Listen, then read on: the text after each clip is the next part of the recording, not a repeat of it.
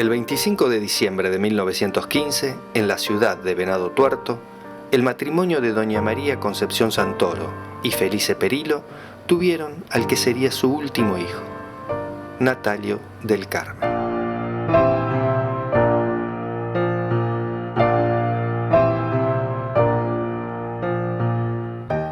Ya habían nacido Ernesto, Socorro, Virginia, Emma y José. Natalio estudió la escuela primaria junto a una docente particular, como se acostumbraba en aquella época. Luego vino el secundario, agregando una etapa de seminario en la ciudad de Rosario. Prosiguió sus estudios para sacerdote en Altagracia. Porque es así, mi abuelo vivía en Italia, tenía una fábrica de sombrero en Italia y viene y pone la sastrería acá. Entonces tenía casa acá, esta casa acá y casa en Italia.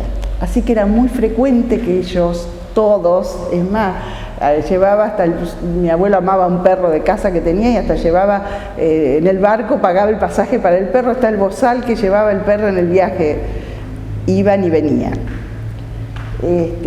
Mi papá es el único que nace en Italia y después de él nace el tío Natalino. Bueno, cuando fuimos ahí a la calle Chacabuco, enfrente al 700, donde ahora está la Galería Picasso, estaba la sastrería de Perillo, donde estaban Ernesto, Socorro y Natalino. Y ahí lo conocí a Natalino, que tenía unos años menos que yo. No, unos años más, me estoy equivocando. Yo tenía unos años menos que él. Me acuerdo de él joven, se fue al seminario y creo que fue que, no sé, él decía que la cabeza no le daba para estudiar una profesión tan delicada como era el sacerdocio, ¿no? Pero yo me acuerdo de haberlo visto con sotana, venía, se iba al seminario, volvía a Venado. Él, en un determinado momento, iba a ser sacerdote. Se exigía tanto a él mismo que, bueno, llegó un momento que tuvo que hacer un corte y, bueno, vuelve acá, ¿no es cierto? Y proyecta ese sacerdocio en todas las instituciones que estuvo. Vos leíste ese escrito de mi hija. Llegó un momento que estaba en 20 instituciones.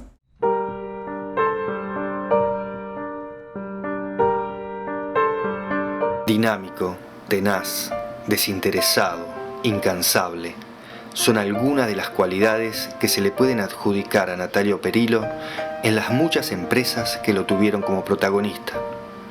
Cáritas, Canea, Club Jorge Newbery, Sociedad Italiana, Cine Verdi. Sí, en todo era figura preponderante, era el hombre que si se metía en alguna cosa era para de ahí hacer bien algo. Y bueno, y sí, lo recuerdo como presidente de Newbery, fue una época buena de Newbery. Sociedad Italiana, era un enamorado del Teatro Verdi. Bueno, fue presidente de la Sociedad Italiana, donde fue impecable lo económico, el tratamiento, y logró reabrir el Teatro Verdi, pero reabrirlo con todo esplendor. Te estoy hablando de hace 25 años, porque fue justo cuando él se murió, recién se había reabierto. O sea, él está en la apertura, después se enferma, y se estaba dando la primera película que él la eligió que era Amadeus, porque con esa película se iba a resaltar el sonido que tenía, porque ahora no sé en qué condiciones está esto, pero viste, el sonido es más, se estaba muriendo y le decía a Carlos, ¿está yendo mucha gente a ver Amadeus? Porque era es más, lo restauró, pero yendo a buscar las cortinas, que no sé dónde está todo eso, una araña gigante había comprado en Buenos Aires. Espectacular. ¿Sabés lo que es rescatar el cine Verdi tal cual? De Newbery fue presidente de Newbery. Es más, él creó si bien trabajó con el Fuente y demás, pero el de la idea, el del abrazo celeste y blanco, que después eso no prosperó, pero hubiese sido un festival con una trascendencia nacional. Vos no sabés las figuras que venían, desde Félix Luna, al que se te ocurra ser jurado del abrazo celeste y blanco. Es más, un día yo lo vi llorar a no sé el nombre, pero que era el famoso ballet Bransen, Murillo, que era en su esplendor estaba lo que era el famoso, después creo que cambió de nombre, pero Murillo, que era el del festival, en el Cine Verde, dice, ustedes no están valorando lo que hace este hombre por la cultura. Venado no se da cuenta de lo que puede llegar a ser este festival. Bueno, Cáritas fue el alma mater de Cáritas, le dedicaba la vida a Cáritas.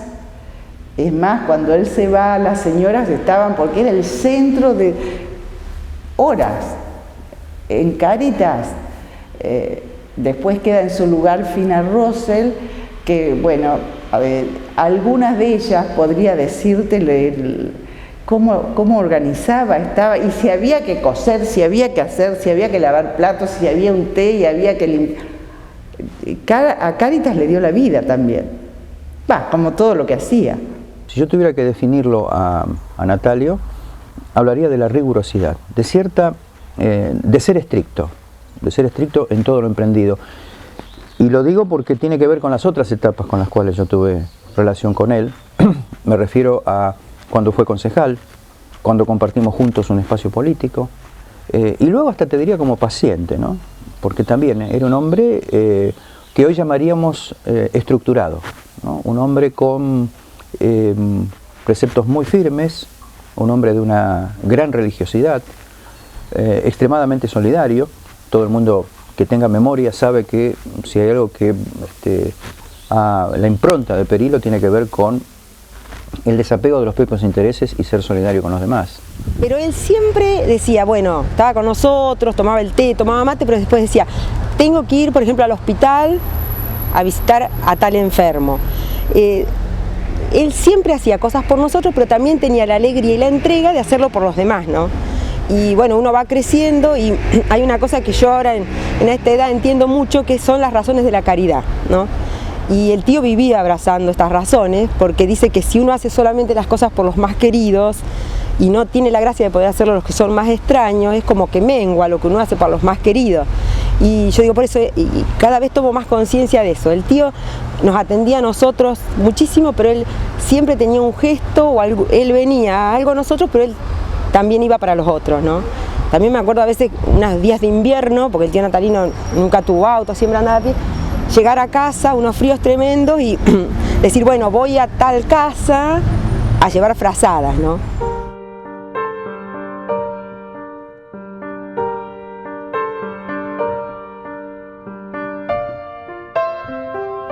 Natalio Perillo incursionó desde la década del 40 en distintos rubros de la actividad comercial.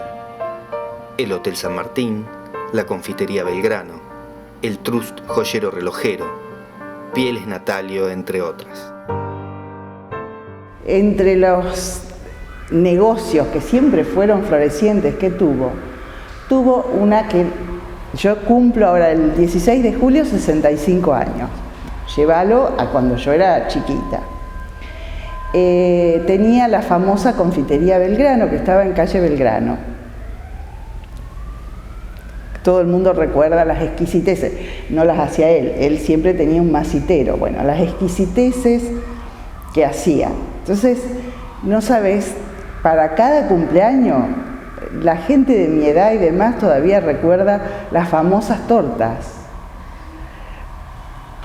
Decirte, suponete, una vez era una torta gigante que era una gran canasta llena de flores. Otra vez era una muñeca, pero hecho de torta, llévalo a aquellos años. Tenía un hotel, el Hotel San Martín, en la calle San Martín, donde ahora debe estar, a ver, ¿quién está ahora? Ayúdame, que debe estar la impositiva. La FIP. Claro, así. ¿En Belgrano? En Belgrano, sí, muchos años. Después lo compraron los Frilochi. Yo a Natalia Perillo lo conocí cuando mis dos hermanos paraban en el hotel con él, que él tenía con Betty.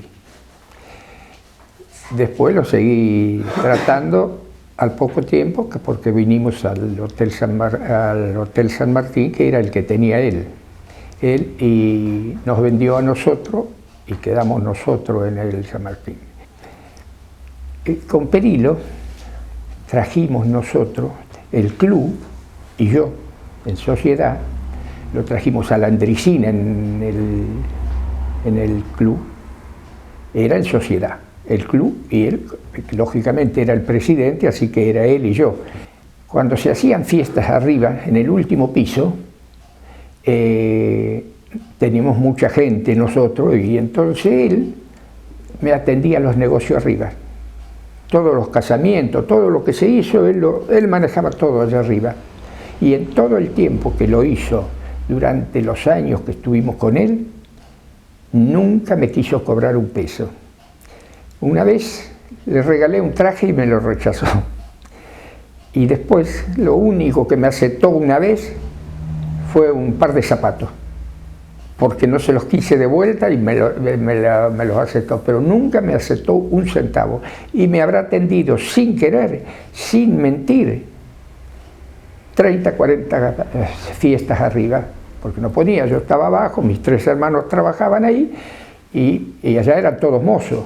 Y entonces él hacía como si fuera patrón. Él no cobraba, yo casi ni iba a ver lo que él hacía ni nada, todo lo hacía por buena persona que era. La plata le interesaba para la subsistencia diaria común de una persona, nada más. Pues no. No. Yo recuerdo haberlo visto siempre ayudando. Él siempre tenía un socio. ¿Viste? Nunca tuvo el interés por ganar, porque aparte de lo que ganaba, él lo daba todo. O sea, esos negocios florecientes, él todo lo dio. Después, en un determinado momento, dejaba al socio que siguiera adelante, le daba empuje y se alejaba. Si yo te digo, cuando él murió, con su sueldo de concejal, con todo eso, tenía una biblioteca, su propia cosa, era una biblioteca llena de libros. Bueno, quedó la biblioteca, las tenemos nosotros, y los libros. Hay en la vida de Natalio Perillo un capítulo muy importante dedicado a lo artístico. Cuando los hijos se van, las de Barranco, Así es la vida, Los árboles mueren de pie, son algunos de los títulos que lo tuvieron como actor o director. Reinaldo y Raúl Marchetti, Gladys Nirich, Griselda Báez, Alberto Borello, Arnaldo Cardoso, Omar Sobrero, la señorita Quemada, Omar Oviedo, son algunas de las figuras que lo acompañaron. Me llamó Perillo, me dijo, dígame una cosa, ¿usted no quiere hacer teatro? Y bueno, le dije que sí. Y revistas musicales. ¿Qué hicieron? ¿Qué hicimos? Soñar no cuesta nada. ¿Esa fue la primera? No, ¿qué hice? Lo primero, no, Así es la vida. Las revistas musicales la hizo con Reinaldo Marchetti, ¿viste? Eran al estilo de Buenos Aires. Bueno, viajamos con Perillo a algunos pueblos, a San Eduardo, el Día de la Virgen, ¿viste? Porque eso sí, era muy católico. Y el escenario era una obra, ¿cómo te voy a decir?, media dramática. Pisábamos este lado y se nos venía el roperito encima. Son anécdotas lindas. Estuvimos en varios lados, en Canals. En Canals fue muy lindo, porque te voy a decir, el recibimiento que nos hacían era tan importante. Nos hacían un asado, nos hacían comida. Esa era nuestra paga. Cuando hicimos el Sábado del Pecado, llenamos el Teatro Ideal cuando el Teatro Ideal tenía los palcos hacia el costado, dos días seguidos, porque no había tanto teatro como ahora, que hay un montón de grupitos. Antes no, y el Perilo era palabra mayor, decías Perilo. Es una obra muy linda, que era Aldasoro, Perilo y yo. ¿Tres actores? Los tres actores, sí, salí en tapa de revista, del Alba, que en ese tiempo era la revista que estaba en onda. Y bueno. ¿Qué se acuerda de esa obra? ¿Qué me acuerdo? El éxito. Porque no sé si lo hicimos bien o mal, pero nos aplaudieron a rabiar. ¿Te das cuenta? ¿En qué año fue? En el 57. A Natalio lo recuerdo primariamente con una experiencia teatral que fue fugaz, porque fue única, que nos dirigió junto con mucha otra gente, algunas que ya lamentablemente no están, pero otras que sí, en una obra de Arthur Miller que se llamaba Todos eran mis hijos, que presentamos en el Club Jorge Newbery. Ya no recuerdo cuántos años, pero era yo un adolescente. Y bueno, lo recuerdo con la rigurosidad de siempre, la rigurosidad que tuvo en cada una de sus actividades, en su vida en general, por lo que yo pude saber. No fui amigo de Natalio, pero sí charlé mucho, conversé mucho con él. Y en ese momento, junto a otros chicos y chicas que éramos entonces, Natalio, que tenía esa vocación teatral, nos dirigió, lo presentamos con mucho público. ¿Cómo era como director? Como director era muy riguroso, era un hombre formal, le gustaban los ensayos hechos conscientemente, no permitía mucho los chistes, y era muy estricto en cuanto a marcación, era, ajustaba poco en cuanto a lo que tiene que ver con la técnica, digamos así, de la dirección. Pero pasábamos letra con él al lado. Era un hombre muy, muy riguroso. Y bueno, que el pueblo está contento y eso con interés. La mitad de la tarea del gobierno para mí está en que el pueblo esté contento. El pueblo contento comienza el camino de la felicidad y eso es una de las funciones fundamentales del gobierno. La otra es la de hacer la grandeza del país. Eso se hace despacito y de a poco.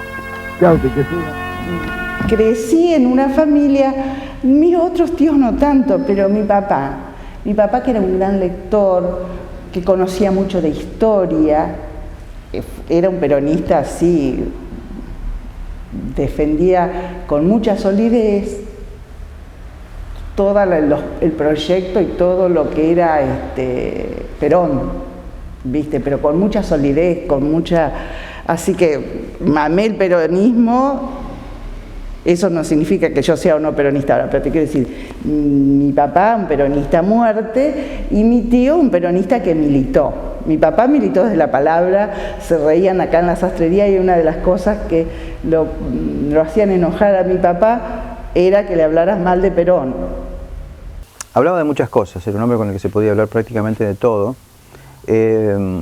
Hoy un tanto conservador, podríamos decir, en algunas cuestiones, cosa completamente esperable en aquellos años y además, bueno, por su formación, por su origen, pero por otra, era un transgresor, por otro lado, un transgresor porque no es ningún secreto que su militancia en el peronismo era algo casi insólito, ¿no? Es decir, ¿cómo era posible que un hombre de sus características estuviera en el peronismo? ¿Qué ideología peronista?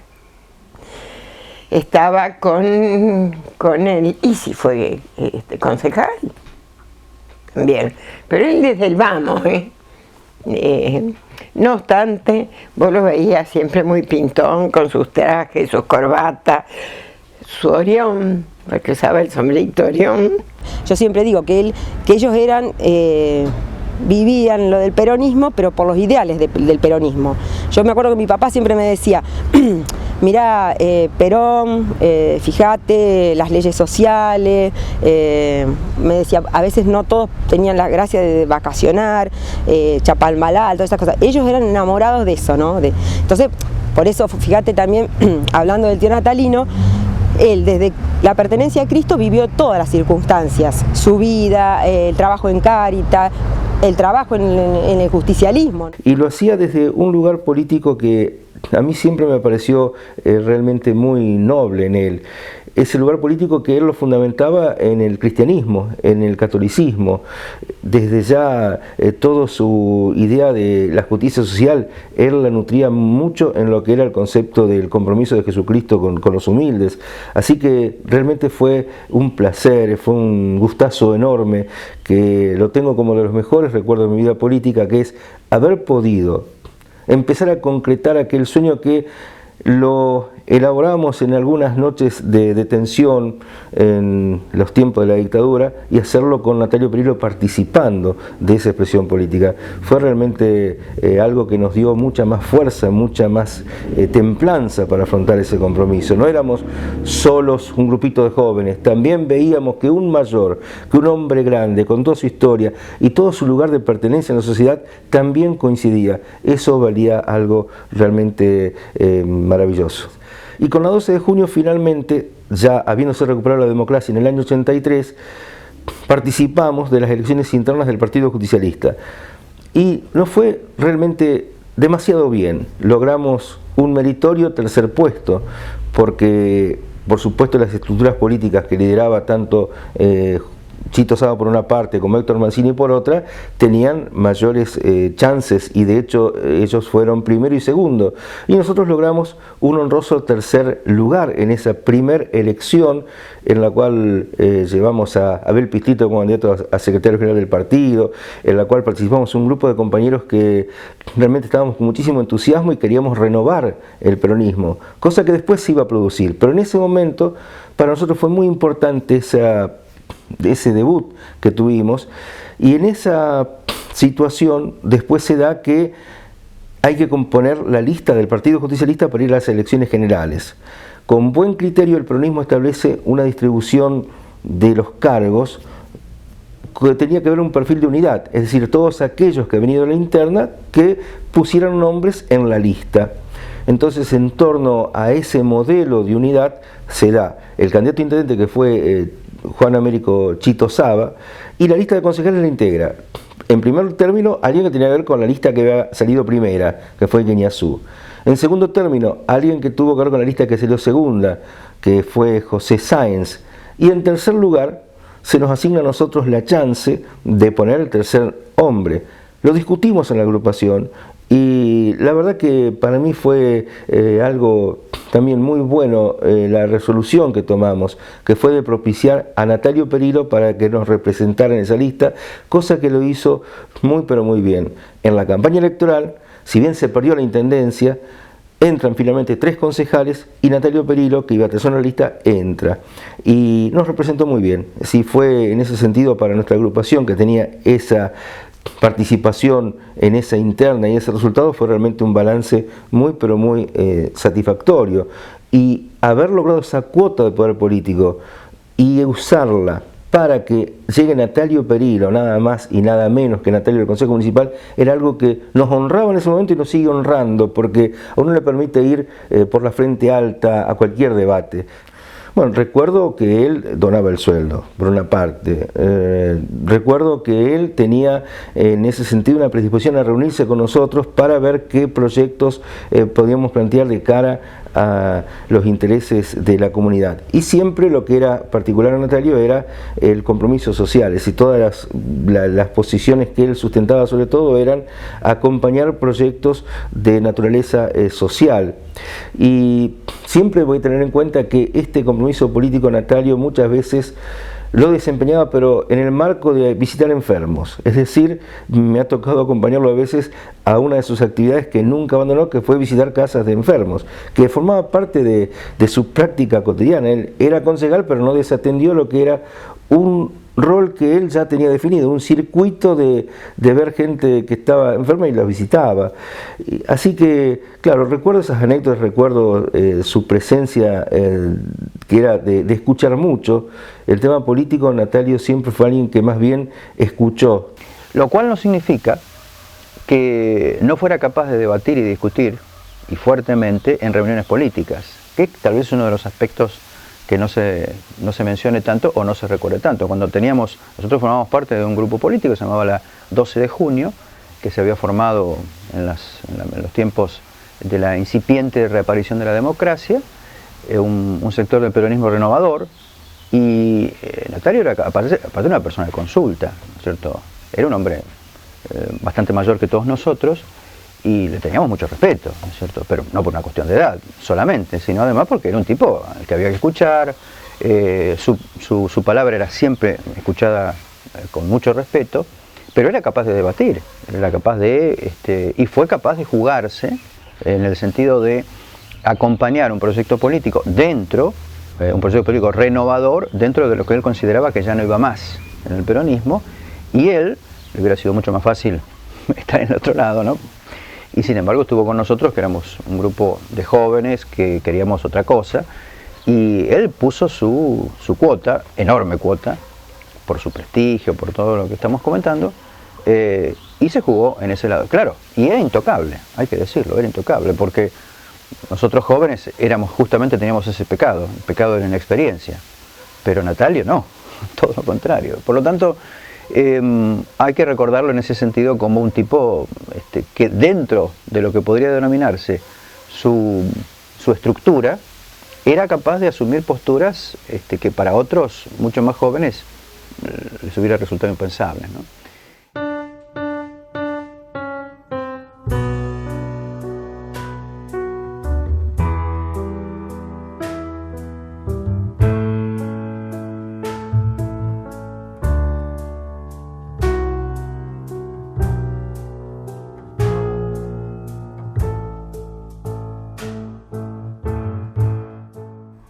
En un determinado momento, cuando él empiezan los síntomas de la enfermedad, yo media persecuta, tío, te tenés que ir, venir. Bueno, lo único que nos negó, él en ese momento, la familia Chartano del Hortondo tenía la concepción del Cine Verdi y él estaba por la Sociedad Italiana.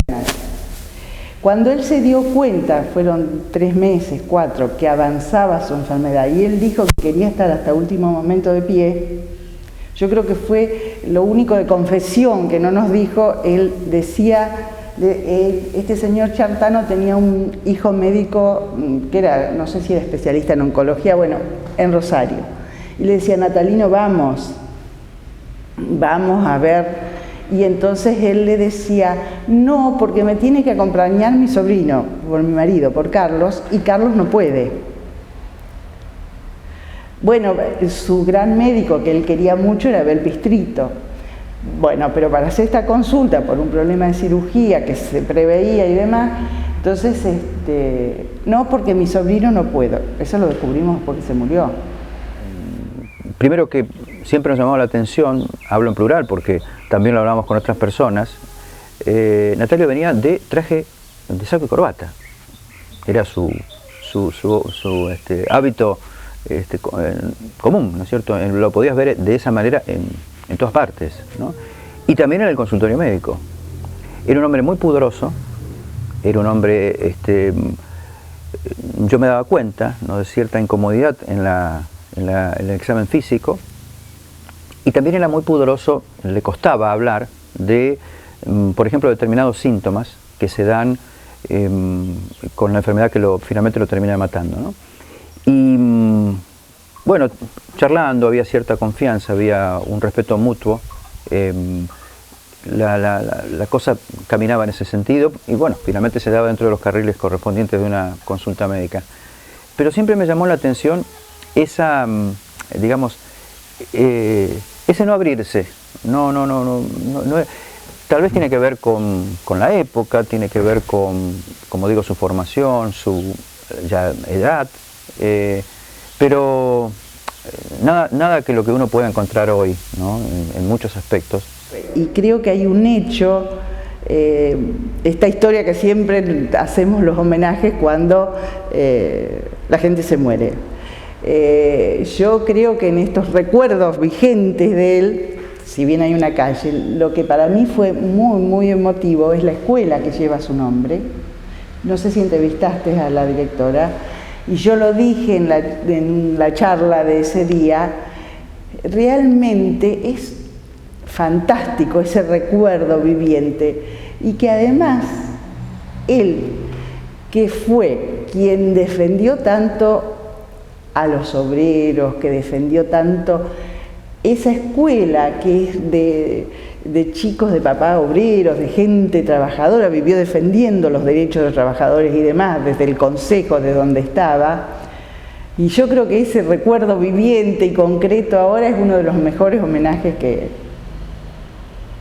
se le pueden hacer. Esa decisión, ese hecho es trascendente. Sí, una persona totalmente indiscutible, que no tuvo nunca ningún enemigo, al contrario, que va a tener enemigo un hombre que se la pasaba haciendo el bien a los demás. Así que, como digo, si hay cielo, como dicen, te aseguro que Perilo de allá nos está mirando. Bueno, yo pienso que fue una de las personas más leales de Venado Tuerto. No sé de afuera de Venado, no, pero de Venado Tuerto es así. De Perilo nunca hubo una palabra que se dijera que no, Perilo fue una mala persona o hizo esto malo. No. Él no peleaba con nadie, ni discutía con nadie. Él no tenía, la vida de él era tranquila y ayudando a todo el mundo. Porque él llegó un momento que la situación económica de él no era buena. ¿Por qué llegó buena? Porque él regalaba todo. Fue un personaje una persona que me parece no tiene todavía el reconocimiento que se merece en Venado Tuerto. Si bien hay una calle con su nombre, una escuela, pero me parece que tal vez sea bienvenido lo tuyo porque trae 25 años después, es decir, el lapso de una generación, y cuando hacen falta estimular personas que han participado en la comunidad como fue Natalio, sin especulaciones, sin ninguna búsqueda de réditos secundarios, sin chapa, como decimos hoy, que lo hizo por convicción, evidentemente por convicción, que fue fiel a lo que él pensaba. Eso es lo que podría decirte como conclusión, ¿no? Y no es fácil de encontrar un tipo que es fiel a sus convicciones, a lo que en todos los aspectos él piensa. En ese sentido, yo no conozco dobleces en Natalio, ¿no? No conozco cosas que hayan traicionado lo que él pensaba. Y fue consecuente con eso.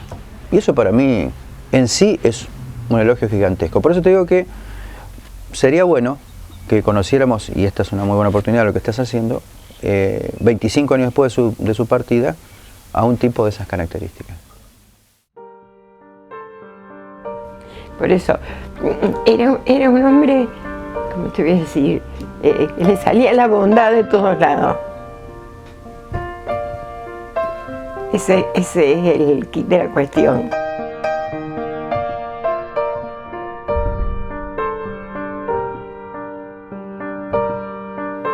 Nació y murió en Venado Tuerto. Hizo desde la bondad, desde sus convicciones, desde su alma. Siempre hizo. Dejó un tendal de honestidad. Dejó sus obras. Dejó amigos y familia. Dejó su fina estampa. Probablemente en un momento se dio cuenta que no podía hacer más. Entonces dejó esta vida y se fue, dejando un camino marcado, difícil de seguir, pero ese es el camino que todos aquellos que lo conocimos y vivimos en su ciudad tenemos la posibilidad de seguir y compartir.